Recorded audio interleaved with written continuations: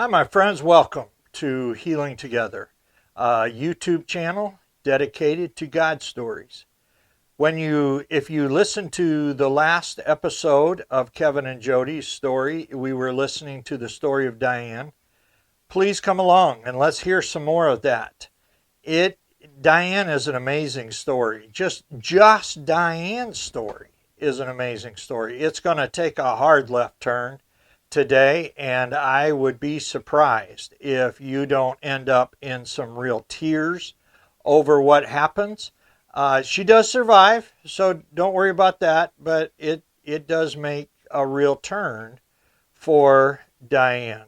So, come along, let's hear the story. This is number 3 in several stories. Kevin and Jody actually adopted 13 miracles. They had Alex and Steve, and then they adopted 13 more. And you need to hear how God worked in them. If you have not, please do hit the like button, the subscribe button, the notifications button. Leave a comment if you'd like to. Both Jody and Kevin listen to it. We will respond to it. Enjoy the story as we listen to more of what we have for the family of Kevin and Jody. God bless. I mean, I helped her however I could. Right. But I mean, it was like Jody she literally was putting in 24-hour days. Sure. Yeah. Because Diane needed it. Uh-huh. Yeah. God's good. And That's wonderful. Yeah. And may I ask, how is Diane today? Eating, drinking, walking, talking, serving the Lord. sometimes a taking little care more of than we. people. Yeah. Yeah. Praise God. Taking care of senior citizens in Yeah. Raleigh, North Carolina. Wow. Yeah. Oh, praise God. She's gone through hell in a handbasket. She went backwards. She went back to her roots, and her roots were a cocaine addicted mom, and She took up methamphetamines. She took up everything. Yeah. Had 3 kids, had to have them taken, Challenge. and we had to rescue them. Wow. And she's on top of it now. Yeah, Yeah. Praise God. Praise the Lord. yeah, Praise the Lord. yeah. But Awesome. God. But God. Well, and it's funny because you do remember that the doctors were saying, well, she'll never walk, talk, and yet she is pretty much the only child of all the kids that we adopted. She's pretty much the only one that she has the scriptures literally embedded in her brain.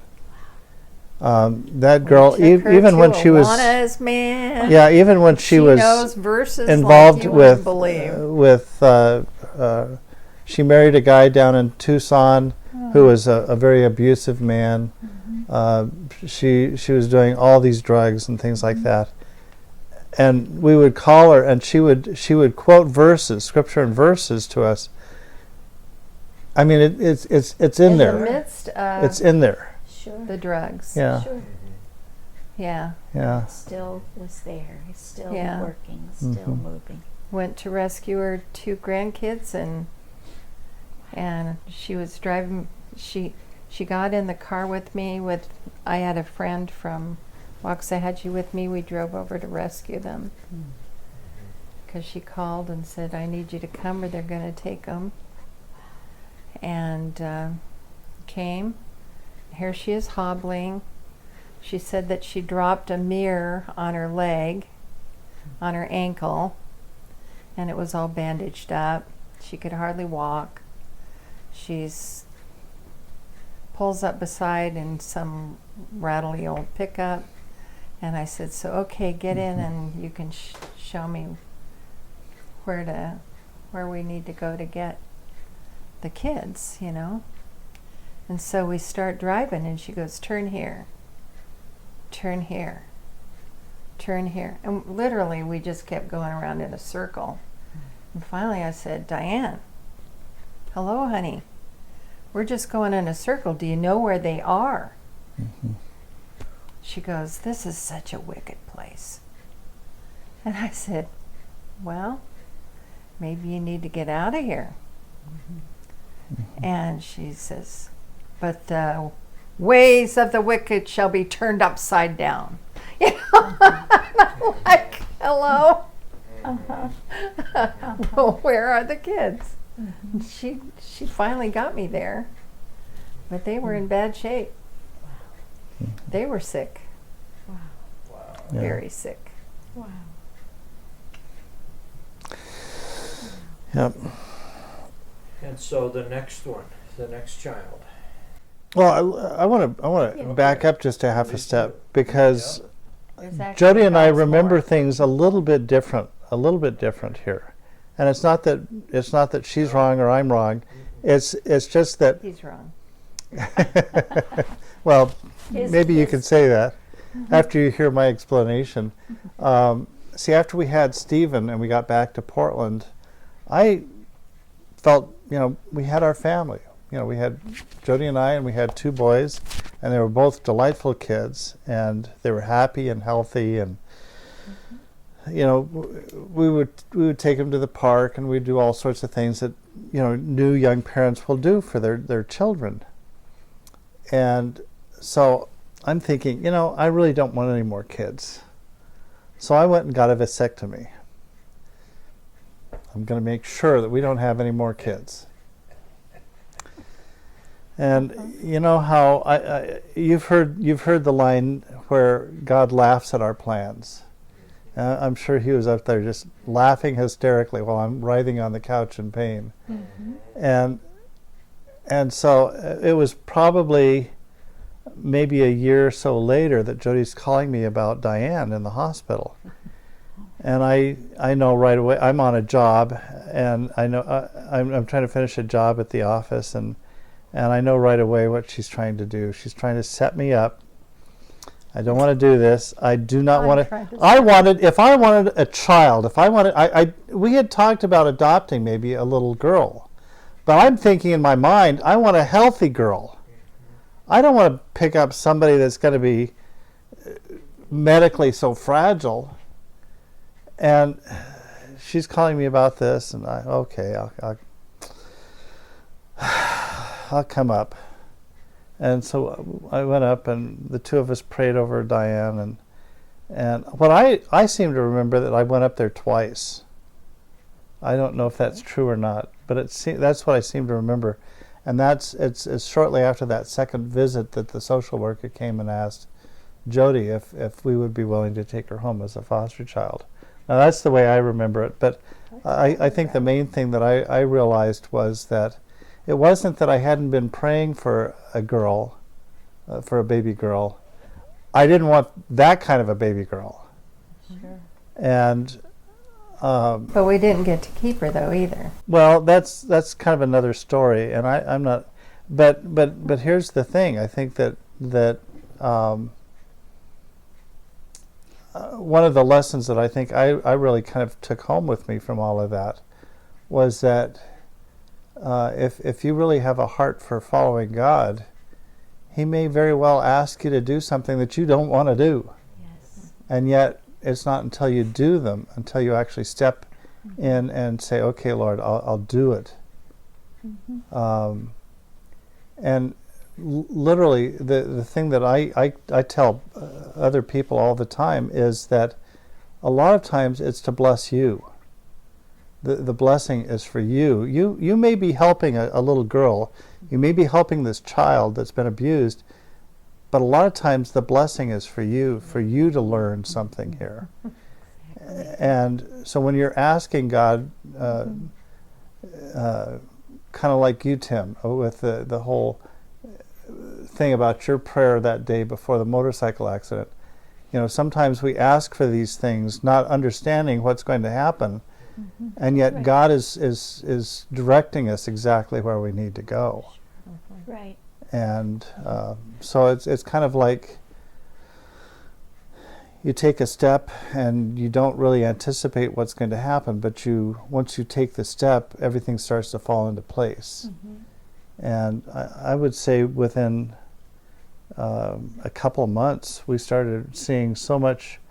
We saw Diane start to pick up and do things, and she has this laugh that is infectious. It's loud and kind of a little bit obnoxious, but it's one of those kind of laughs that you can't help but laugh with her. Sure. Even though you don't even know what she's laughing about.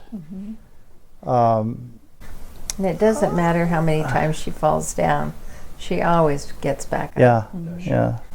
Wonderful. Yeah. Amazing She's an amazing girl. person. We've had to save her life 3 times, but she bounces back. She just has that way about her that she just kind of, like Jody said, she just kind of stands up and laughs it off and gets back on the horse, so to speak. Wow. And Over and over. but I've always been amazed at how in my life how you pray for something and God is going to surprise you in the way He answers your prayer. You can't say, well, I want a perfect little baby girl that has blonde hair and blue eyes and who's sharp as a tack.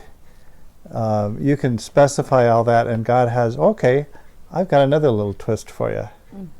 And it's in those twists that a lot of people might look at as being very negative, but once you walk into the twist and start understanding what God's trying to show you, it's like you've just been blessed beyond your imagination. Right. Yes. Yeah. So what was next? The next child came after they took her away from us. yeah. Took Diane away. Yes. She got to where she was eating, drinking, walking, talking, running around, beautiful, very much a part of our family. And we ended up getting our case transferred to someone who I call the Wicked Witch of the West. To this day I don't remember her name, but she came into my home while I was holding her, and the boys were around, and we're all sitting there in the living room, and she proceeds to tell me that she's going to make sure that I and my husband will never get to adopt her. She says, I see that you're on for permanent planning, but you are the last people on the list for me. I am going to look at any relative that I can come up with. This had a lot to do with Christianity too. Huh? This had a lot to do with Christianity too, with our faith. Yeah, because I've got Bibles and stuff in my home, Jesus on the wall, and anyway, the thing is that she made it very clear that she was going to take her away.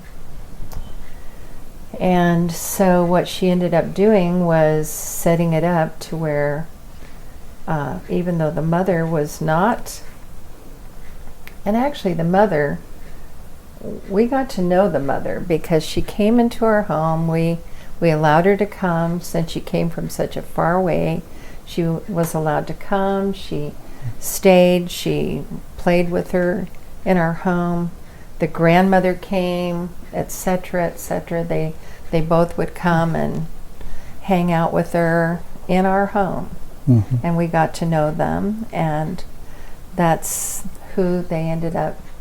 They couldn't send her back to the tribe. She was part Alaskan Indian, so that was another factor in her life, is that the Indian Child Welfare Act means that every kid that is Native American Indian is supposed to, first of all, be offered back to the tribe. Has to be brought up in the tribe. Well, because of her medical condition, they didn't have anything in Alaska that could remotely, possibly, help her, even if she went backwards at all. And so they sent her back to her mom via the grandmother. And the grandmother came and picked her up from our home, and I was devastated beyond belief. We'd had her for over 2 years, and seen her through all of that, of course, and she was our little girl that we spoiled rotten. Well, and there's not only that, but the state of Oregon had laws in place that if you had been a child's primary care provider for more than 2 years, or for 2 years, that child was legally considered But before the courts. Then. They didn't tell us that then. They didn't tell I thought us. we did know that. No, they didn't tell us that until Lily and Ivy. I thought we knew. No, because we knew that we with found Christy and out- Eric. Yes, it was with Christy and Eric. Yeah. That's when we found that out. But the reality is they didn't tell us that with her. She went back to the mom via the grandmother. The grandmother picked her up. She went with Grandma, and Grandma calls later to add to my devastation. It was as if she died to me because I figured I'd never see her again. And so I was on the floor in my bedroom crying the guttural cries. And the grandmother called and she said, she's just going to the door all the time and just banging, I want my mommy, I want my mommy. And I was going, don't tell me that. Can I come and get her, No. And so the next kid came after that. Our group of people at the chapel found out about a child, some missionary folks from Bolivia found out about our situation and said that they knew of a little girl in Bolivia that needed to be adopted. And that it would be a piece of cake and it wouldn't be very much money, and that we and that we could do it lickety split. Yeah. And all the paperwork would be done really quickly. And so we got things together again, blah blah blah, did the work, and got it to where Kevin was to fly down there. She was supposed to be 3 years old.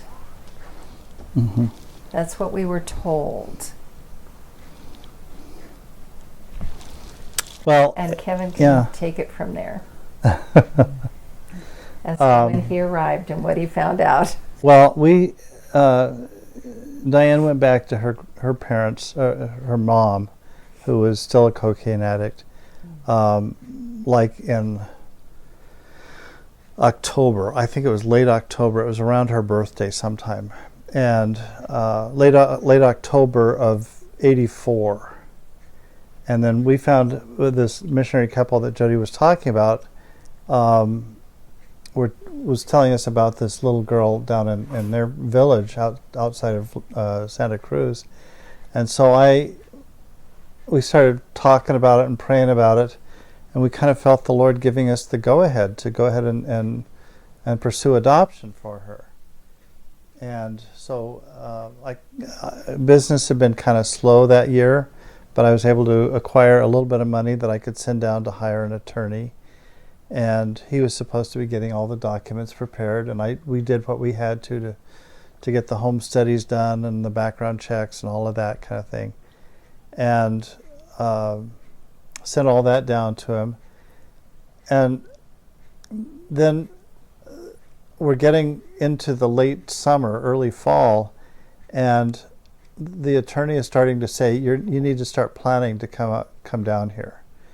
And by this time I've had a bad year. It's like all of my business has just evaporated, and I'm going all over the place trying to find new business. I'm talking to new possible clients, driving up to Seattle. I'm driving everywhere I can think of that I might find some business, and nothing's coming about.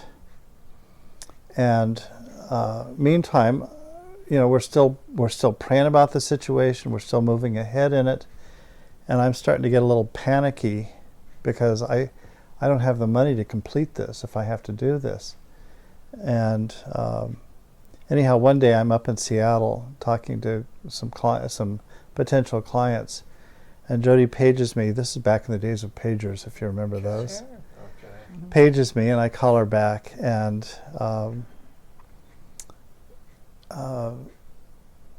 she said the Oregonian called, which is the largest daily newspaper in the Northwest. They want to meet with you tomorrow morning. Can you get back here in time? So I said, okay, I'll just go and get in the car and I'll head back right now.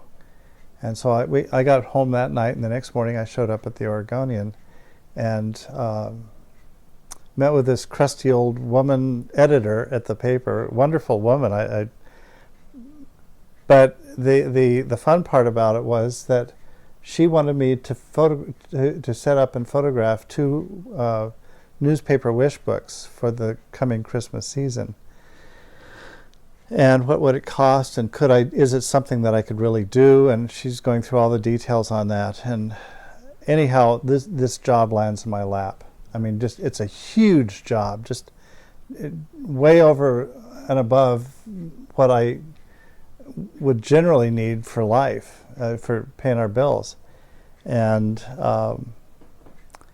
so all of a sudden I'm becoming a little more confident. And the thing is I'd have to have everything done. What was it? I had to fly down there just before Thanksgiving, down to Santa Cruz, as I remember, to sign the papers. And the attorney said everything's just about ready. You can come down just by this date in early November. And I would be finishing the job for the catalogs literally 1 week before I had to fly out. So I mean, it was like the Lord had just raised up this job out of nowhere, because I had never talked to anybody at the Oregonian. And I got the job done, got it delivered, everybody was happy. Went home, packed my bags. Jody said goodbye. She drove me out to the airport, and I flew down to Santa Cruz, Bolivia, which in and of itself is a whole different story. But I got down there, and the attorney hadn't done anything. He had done nothing. And matter of fact, he couldn't even find the paperwork. And so we had to kind of wrestle with him for a couple of days until we got the paperwork, the home studies and all that we had sent down to him. All of that was missing. And the first thing that we had to do was to go in and talk to Dianes, which is their child protective agency down there. And I met with Dianes one morning within a few days after my arrival there. And I'm kind of leaving out a part of Marta, aren't I? Well, God gave him an interpreter on the way down. Yeah. An exchange student that had been up in Pennsylvania, the United States, and was on the same plane going down. She found out what he was going to do, and so she ended up becoming his companion, an interpreter for the whole time I was there. Wow. Yeah. Young girl, she was just graduating high school. And she and her family lived there in Santa Cruz, and I had dinner at their house a number of times. But Marta was a very young Christian. She had accepted the Lord while she was up in Pennsylvania. And so I think it was one of those things where she kind of wanted to help out, thinking that's what the Lord would have her do. Sure. But I think it was one of those things where she learned, just like I was learning, literally, that sometimes you just have to trust the Lord when you have nothing to stand on. Mm-hmm. And I got down there, and like I said, the paperwork was gone. I met with Dianes, and Dianes basically just dismissed me. Well, that's where we're going to leave it for today. We will come back on Friday and hear some more of Diane's story and the story of this next little child that they are trying so hard to adopt. We're going to make a trip halfway around the world, and we are going to hear about how difficult they make it for people to rescue these children. Please come back and hear that on Tuesday. If you have a real interest in some of the rest of the story, please pick up Kevin's book, Promises Kept. I will put the link to the book in the description, and you can look it up on his publisher's website. Please pick that book up. It is a chronological order of the promises that God continued to keep for Kevin and Jody. Also, if you're looking for a devotional, Kevin, over many years, wrote some 14,000 emails literally 14,000 emails to a school. I believe it might have been an orphanage, or I'm not positive, but he wrote this book from those emails. And he wrote them faithfully for years and years. If I remember rightly, it was 11 years he wrote those 14,000 emails. It's called They Left Their Nets and Followed Him. I have used this book. It is an excellent devotional book.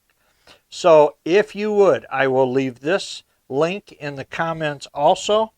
Please take the time to look the books up, and if you can, purchase one and help support Kevin and Jody. Kevin and Jody still have 3 young people at home that they are taking care of, so help them out if you would, and take a look at their books.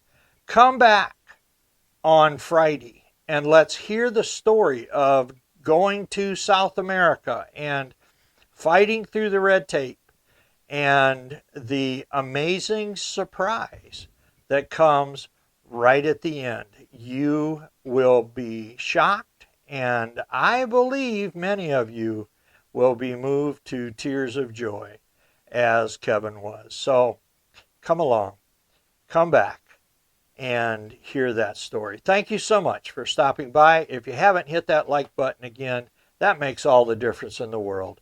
We greatly appreciate it. God bless you in your walk with the Lord.